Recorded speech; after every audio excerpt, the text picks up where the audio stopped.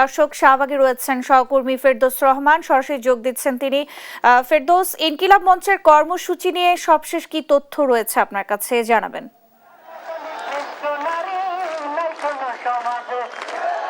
দর্শক দেখতে পাচ্ছেন যে স্লোগানে মুখরিত কিন্তু শাহবাগ চত্বর। এখানে কিন্তু তাদের সহকর্মী, সহযোদ্ধা এবং ইনকিলাব মঞ্চের মুখপাত্র শরীফ ওসমান হাদির হত্যায় যারা জড়িত তাদের বিচারের দাবিতে কিন্তু শাহবাগে ইনকিলাব মঞ্চের নেতাকর্মীরা, বিভিন্ন বিশ্ববিদ্যালয়ের শিক্ষার্থী এবং বিভিন্ন কলেজ থেকে আগত শিক্ষার্থীরা এবং অভিভাবক, তারা সবাই কিন্তু আজকে লাগাতার 3 দিন ধরে এখানে আন্দোলন চালিয়ে যাচ্ছেন। তাদের একটাই দাবি, তাদের সহকর্মী, সহযোদ্ধা, ইনকিলাব মঞ্চের মুখপাত্র শরীফ ওসমান হাদির হত্যায় যারা জড়িত তাদেরকে অতি দ্রুত বিচারের আওতায় আনতে হবে এবং গ্রেফতার করতে হবে।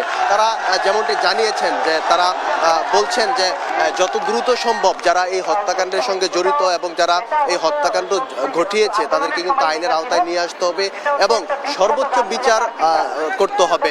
আমরা জানি যে একটু জানিয়ে রাখতে চাই যে দুপুরেই কিন্তু সচিবালয়ে স্বরাষ্ট্র উপদেষ্টা সংবাদ বিজ্ঞপ্তি করেছেন। সেখানে কিন্তু তিনি বলেছেন যে অন্তর্বর্তী সরকারের মেয়াদেই কিন্তু হাদি হত্যার যারা জড়িত তাদেরকে আইনের আওতায় আনা হবে এবং গ্রেফতার করা হবে। সেই সঙ্গে সর্বোচ্চ শাস্তি নিশ্চিত করা হবে। এর পরিপ্রেক্ষিতে কিন্তু ইনকিলাব মঞ্চ, আমরা জানি যে গেল শুক্রবার থেকেই কিন্তু শাহবাগে জড়ো হয়ে, অর্থাৎ হাদি চত্বরে জড়ো হয়ে কিন্তু তারা আন্দোলন চালিয়ে যাচ্ছে।